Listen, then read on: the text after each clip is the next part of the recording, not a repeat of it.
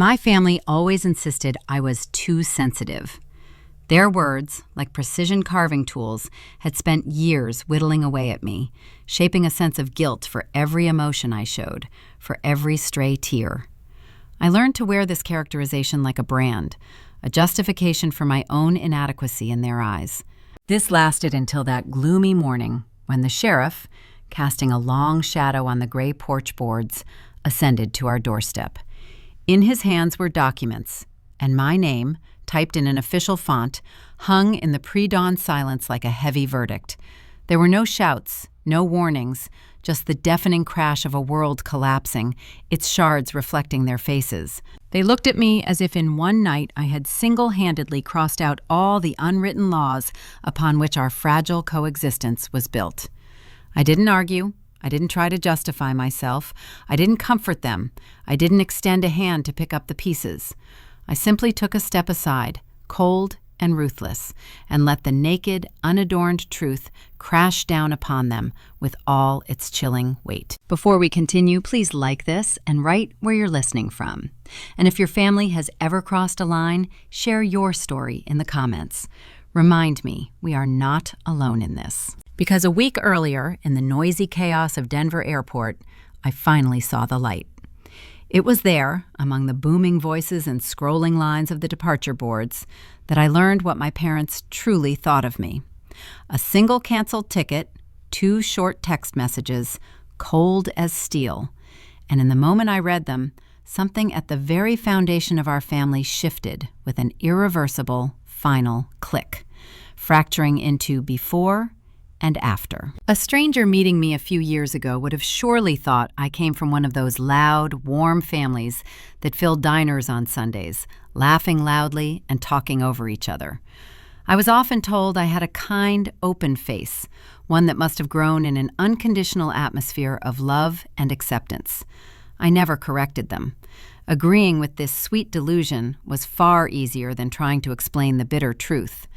My family loved control, a flawless facade, and obedience far more than they had ever loved me.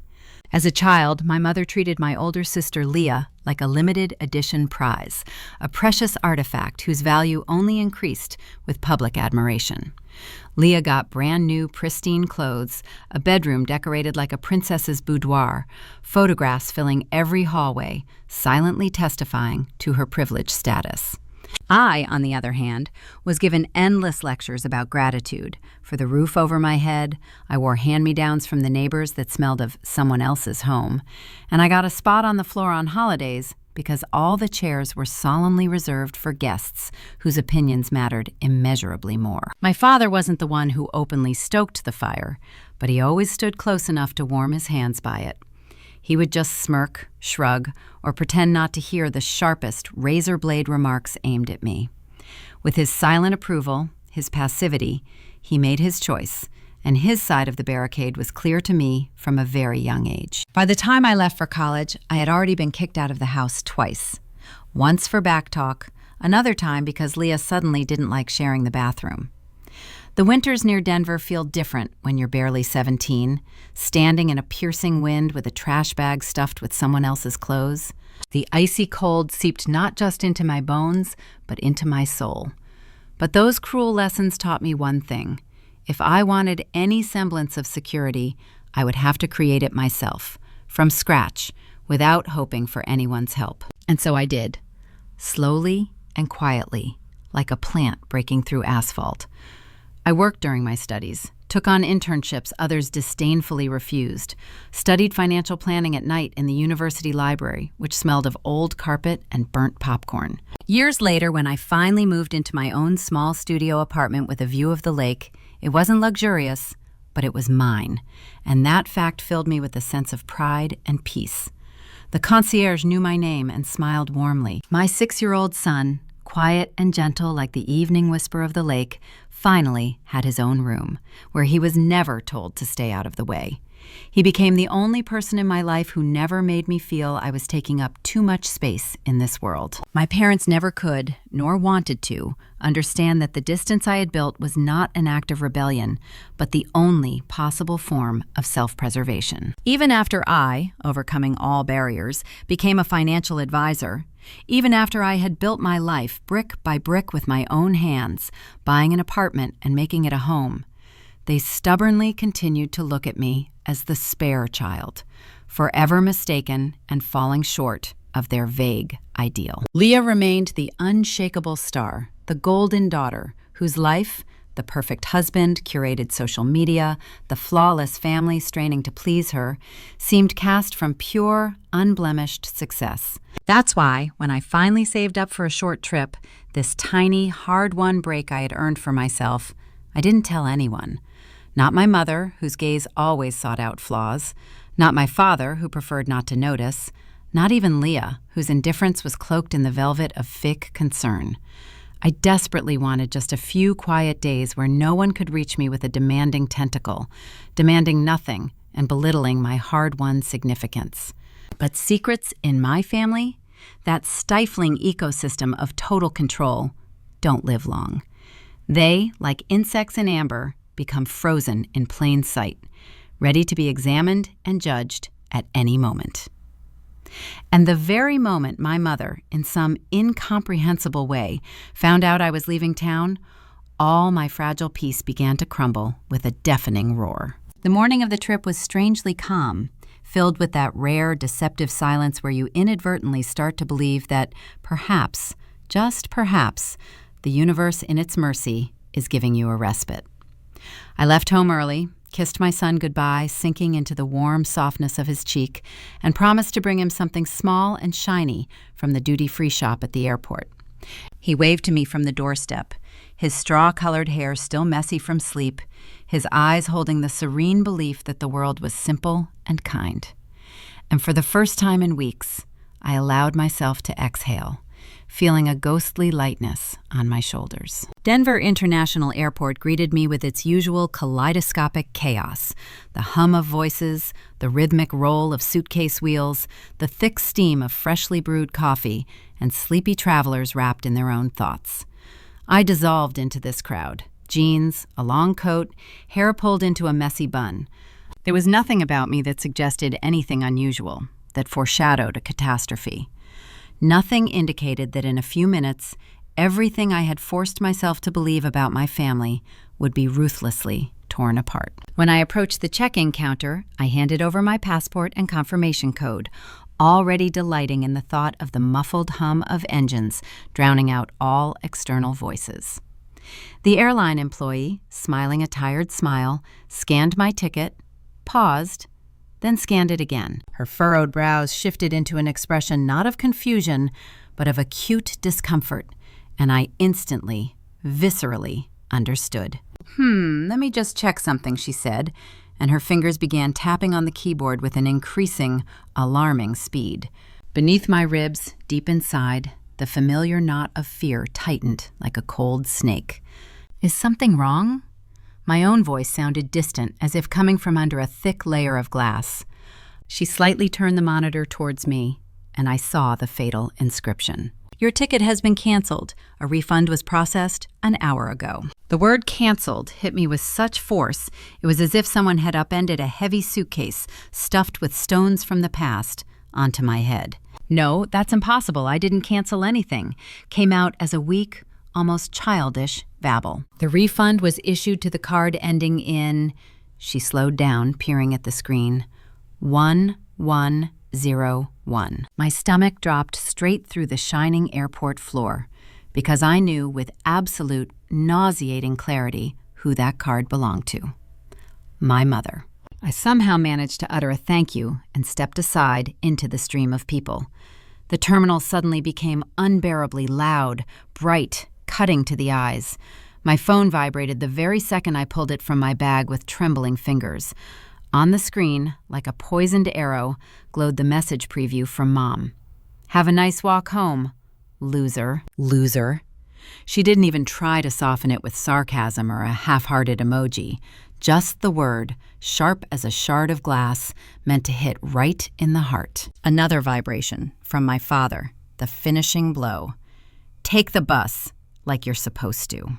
I stared at the flickering phone screen until the sharp, merciless letters blurred before my eyes, turning into a smudge of pain. Travelers flowed around me like a turbulent, indifferent river, their laughter and business conversations merging into a deafening hum. And for one treacherous second, I no longer knew if I was still standing on the solid, cold floor of the terminal or if I was rapidly sinking, choking on icy despair. It wasn't about the canceled ticket, the lost money, or the ruined trip. Not even about those dagger-sharp insults. The essence of the catastrophe was in the crystal-clear, cutting clarity that came with them, in the realization that crashed down on me with the weight of the whole world. My parents didn't just treat me as a nuisance. They derived some perverse pleasure from it. They desperately wanted me to remain small, helpless, forever in need of their approval. They vitally needed me to never grow up. I almost ran out of the terminal, bursting into the cold, biting Colorado air, having no idea where I was going, but knowing with an animal certainty that I couldn't stay in that glass trap a second longer. My fingers trembled treacherously as I struggled to open the taxi app, but before I could enter my address, a small white sedan smoothly pulled up to the curb. The driver, a man with graying temples and tired but kind eyes, leaned out the window. "Are you all right?" he asked, and his voice sounded like an anchor in a storm. "You look like someone dropped a whole piano on your plans." I exhaled, and the exhale unexpectedly sounded almost like a stifled, bitter laugh. Close to the truth.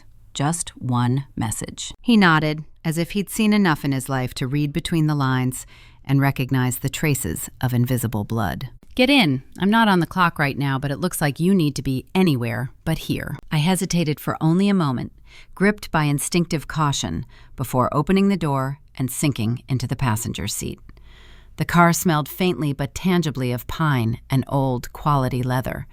He introduced himself as Harvey, a part-time driver who had lived his whole life in Denver, and then he just listened, silently, without a hint of judgment, without unsolicited advice or comfort. And before I knew it, a quiet, steady stream of words poured out of me.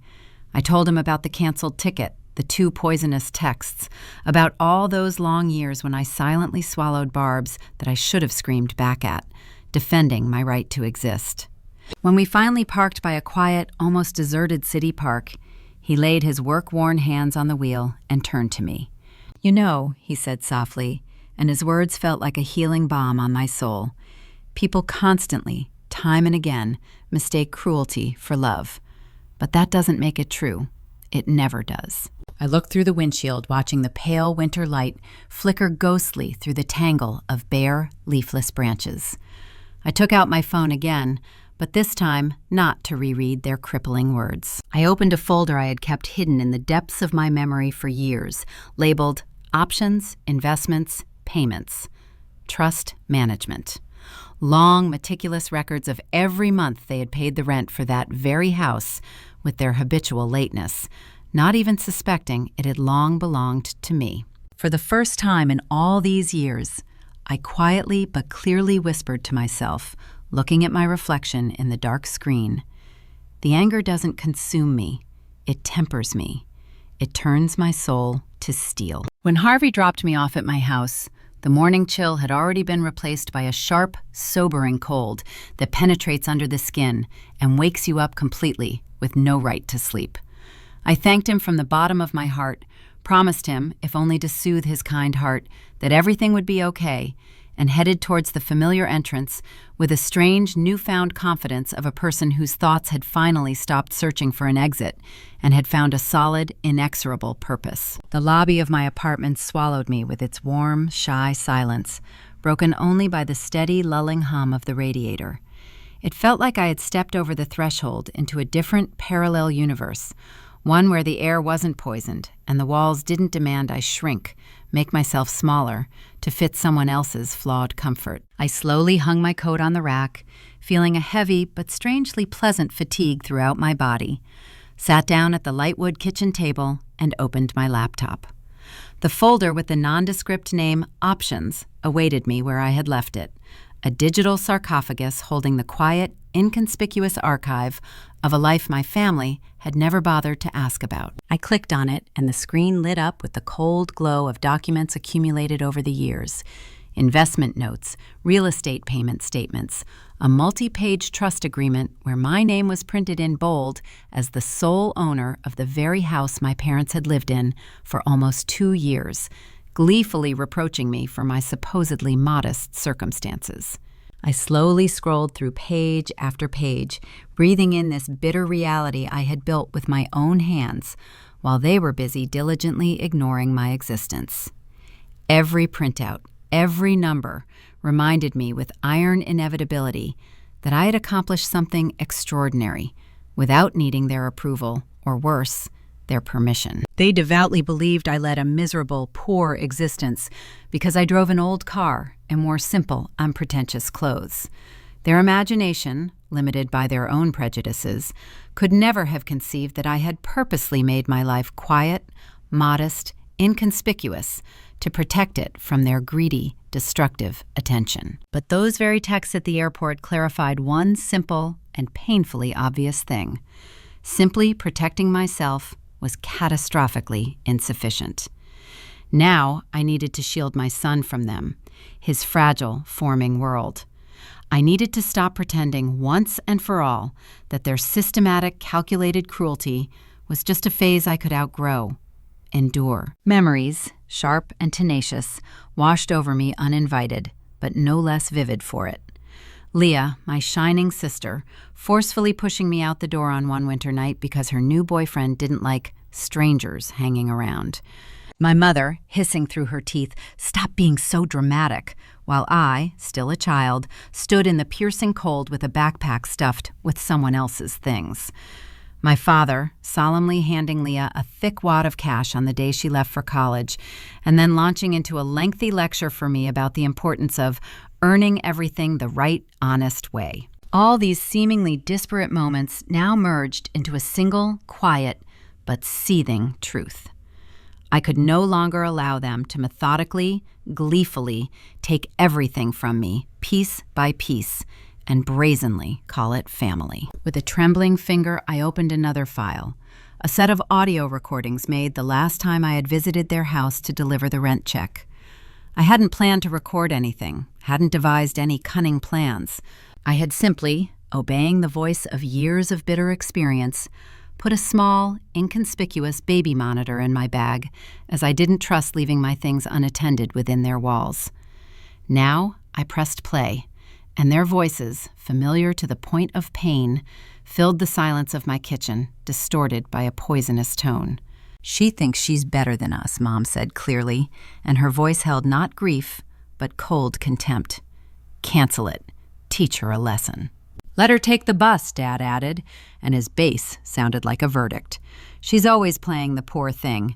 Maybe she should be one for real." Then, clearly on the recording, came their laughter. Light, casual, the kind used when discussing annoying inconveniences caused by a random stranger, not their own daughter and sister. I leaned back in my chair, allowing the wave of anger to wash over me. But this time, it wasn't hot, wild, and blind as before, but cold, heavy, and precise, like a polished steel blade. I wasn't going to fight them with their own weapons, insults, and humiliation. I wasn't going to stoop to their level of cruelty. I was going to use against them what they had always despised and underestimated most in me, my methodical, meticulous preparation. By noon the next day, while a piercing wind howled outside, I had finished preparing 3 identical eviction notices, one for each adult inhabitant of that house, which had once been my refuge. I double-checked every comma in the lease terms, the entire payment history with their chronic lateness, meticulously reviewed records of the slightest violations, every signature they had put with the careless self-assurance of people who never bothered to read documents. Everything was airtight, verified to the last letter, and this knowledge filled me with an icy calm. As the sun, hidden behind heavy clouds, began to dip beyond the surface of the lake outside my window, painting the sky in the muted, sad hues of fading rose and dull gold, I placed 3 white envelopes into one large one. This time, my hands, usually so prone to trembling, were firm and unwavering, as if carved from marble. For years, no, decades, they had told me, like a broken record, that I was too soft, too compliant, too quiet, too ready to forgive and forget. Maybe in some ways they were right, but they never understood the main thing. Softness is not synonymous with weakness. It only becomes weakness when it eternally chooses others, but not when it finally, with unwavering resolve, chooses itself. I placed the weighty envelope on the console table in the hallway, took one single, incredibly deep breath, filling my lungs with the air of my own freedom, and whispered into the empty, twilight-filled room, I am not returning as their daughter. I am returning as their landlord, and this time, I make the rules. Exactly 3 days after that fateful morning at the airport, I stood at the very end of the snow-covered path leading to my parents' house, looking at this once familiar, now alien nest, where I had once walked on tiptoe, afraid to disturb the fragile, poisonous peace. The lawn, covered with withered snow, was unkempt.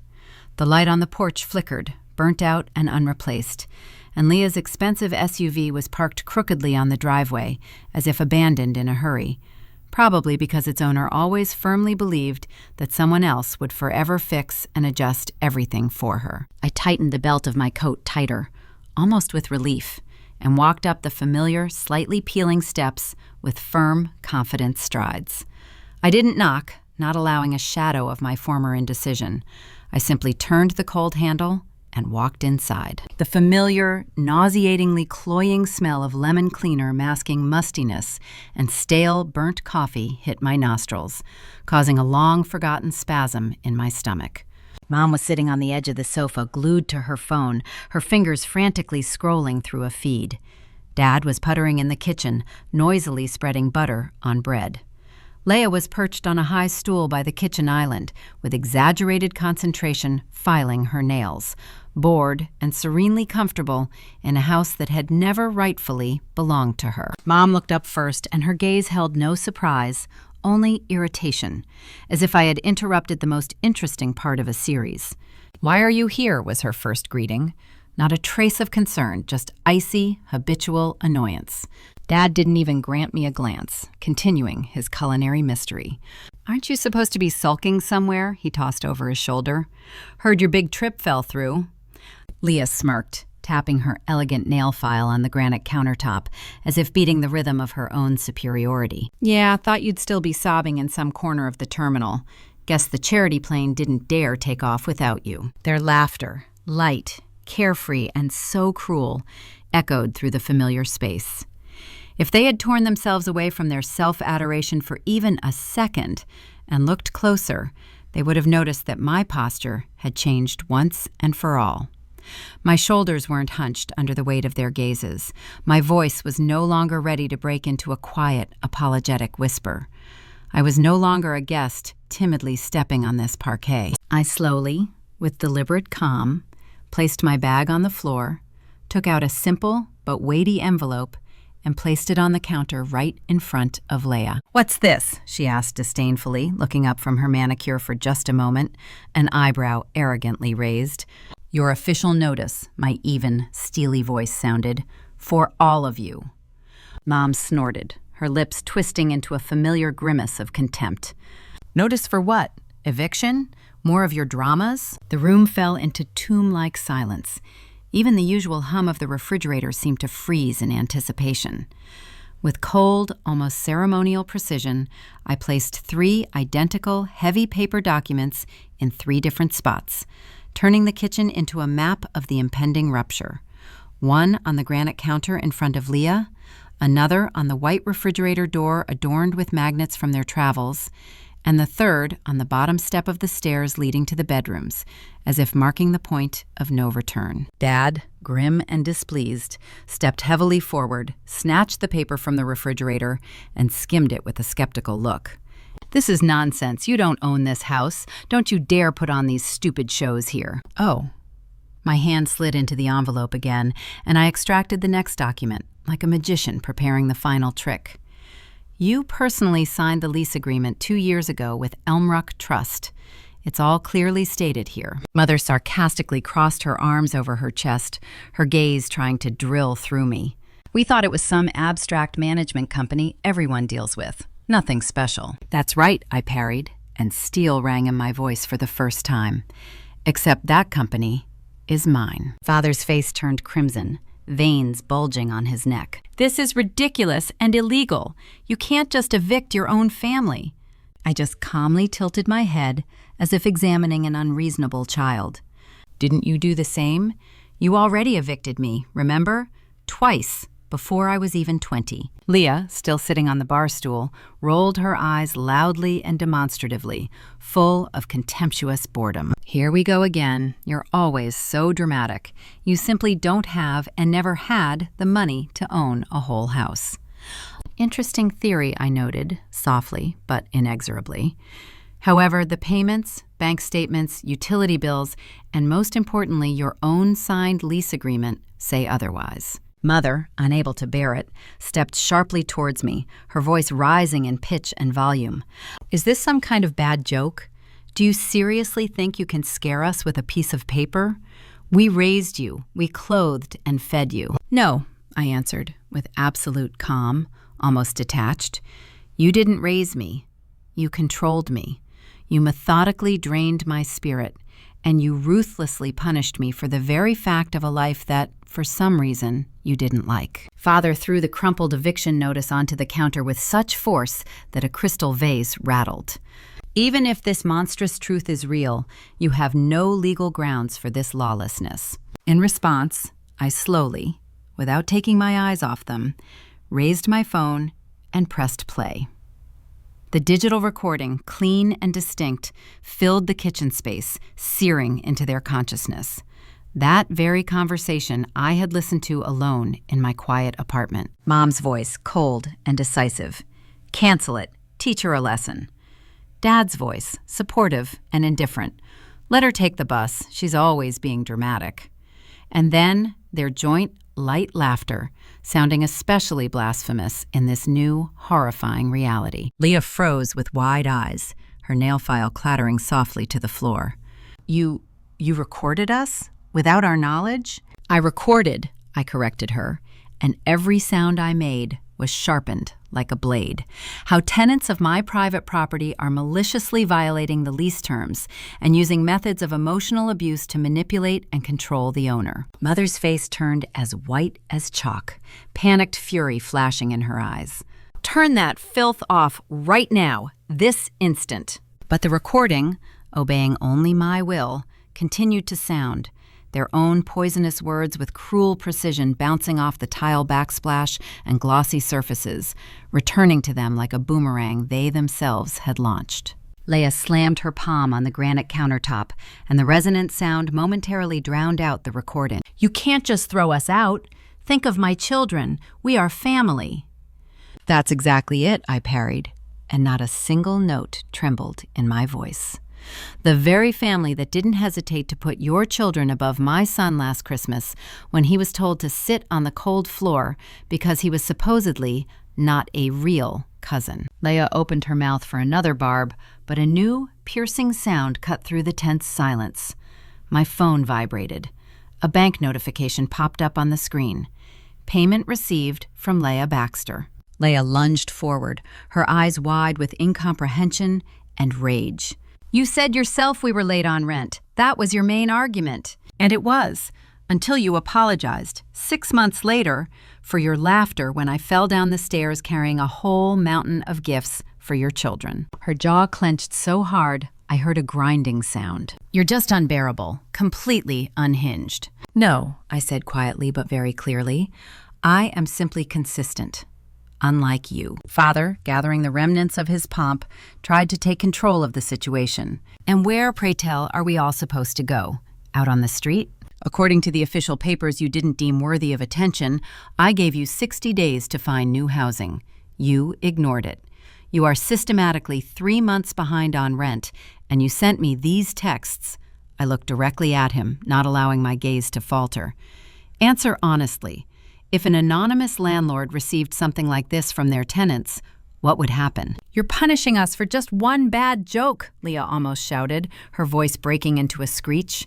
It wasn't a joke, I retorted, feeling an icy calm. It was your genuine, unvarnished confession. Your testament. Mother, pale as a sheet, grabbed the edge of the counter to keep from falling. "Lucia, come to your senses. Be reasonable, darling." Reasonable? I repeated the word as if tasting it and finding it bitter and fake. You canceled my ticket with one click. You called me a loser. You lightly suggested I walk, and, most importantly, you genuinely enjoyed it.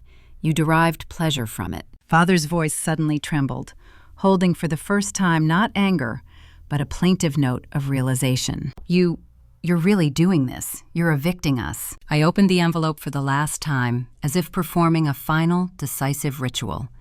My fingers extracted the last, most important sheet, and I placed it in the center of the kitchen island, like moving a chess piece, declaring checkmate. Their faces whitened in unison as I slowly, with unassailable confidence, slid this paper across the counter. It was the official, stamped notice of enforcement, the very document that gives the sheriff the right to come and enforce the law. "This," I said, and in the silence my voice sounded like a gong strike, "has already been filed with the appropriate authorities. You have exactly 3 days left." Mother shook her head weakly, and tears welled in her eyes. But they were not tears of remorse. They were tears of panicked animal fear. "We never meant to hurt you that much. Never." "Yes," I answered quietly but mercilessly. "You did. You just always firmly believed there would be no consequences, that I would forever be your meek victim." Leah looked around the room in a daze, which had suddenly become alien, cramped, and hostile, stripped of its former status as her kingdom. "What are you even trying to prove with all this? What have you achieved?" "Just that I matter," I said, "and that my son deserves a better fate than to forever watch his mother be treated like a free, worthless servant who has no will or right to her own dignity." Father waved his hands in despair, his figure suddenly slumping and growing smaller. "This is unbelievable, monstrous." I picked up my bag, feeling its familiar, reliable weight. 3 days, exactly. And everything else, the sheriff will handle. Stepping out onto the porch and feeling the cool breath of the approaching evening on my face, I heard behind me my mother's choked, broken whisper, filled with bewilderment and despair. What has happened to you, my child?"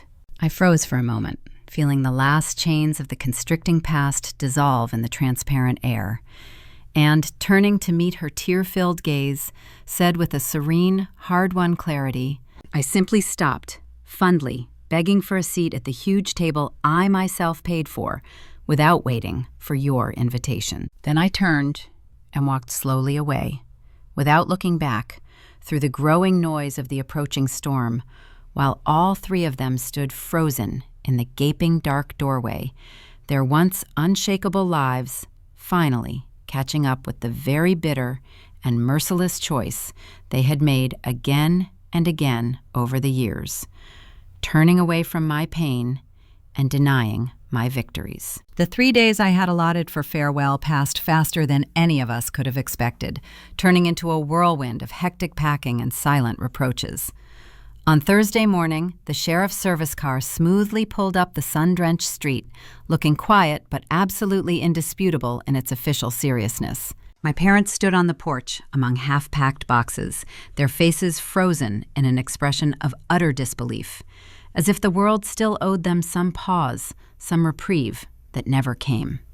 Leah was nowhere to be seen. She had secretly left the evening before, noisily dragging her expensive suitcases across the gravel of the driveway, while simultaneously arguing furiously with her husband on the phone about money she had spent thoughtlessly, without even honoring him with her candor.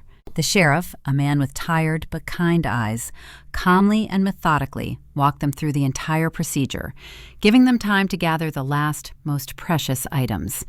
And there were no loud screams, no theatrical struggle, just the muffled, slow destruction of a family that for years, even decades, had pretended that their everyday ritualized cruelty was a norm, not open for discussion. Mother made one last attempt, suddenly grabbing my arm as the movers were already carrying her cherished boxes of porcelain and albums outside. "Lucia," she whispered, and her voice held genuine anguish. "We are still your parents. We are your flesh and blood." I gently but inexorably freed my hand and took a step back, erecting an invisible but insurmountable wall. "And I am still the daughter you never protected or wanted to understand." She lowered her gaze, not at me, but at the facade of the house behind us, at what she had naively believed would remain in her possession forever, a symbol of her unquestionable authority. When everything was finally removed and a ghostly silence settled in the emptied rooms, I handed the sheriff a small, sealed envelope with a request to leave it inside in a visible place. Inside was a photograph of me and my son, carefree and smiling against the backdrop of the lake, and on the back was written just one line: "This is the true family I chose for myself and will protect until the end of my days." When I finally returned home that evening, exhausted but calm, the lake outside my window was incredibly still and bright with sunset colors, reflecting the very peace and harmony I hadn't felt in my soul for long, agonizing years. My phone vibrated just once. It was an unread message from Leah, full of anger and reproach, but I didn't even open it. I no longer needed to engage with their toxic narratives. The airport, the canceled ticket, the humiliating insults, all these seemingly disparate events had led me here, to this turning point, where I stopped once and for all allowing their damaged version of family to define my own worth and right to happiness. My son, hearing my footsteps, ran to the door with wide-open, trusting arms, confident in his mother in a way mine never were, and alas, never could be. And that simple, sincere child's trust was more than enough to understand I had done everything right.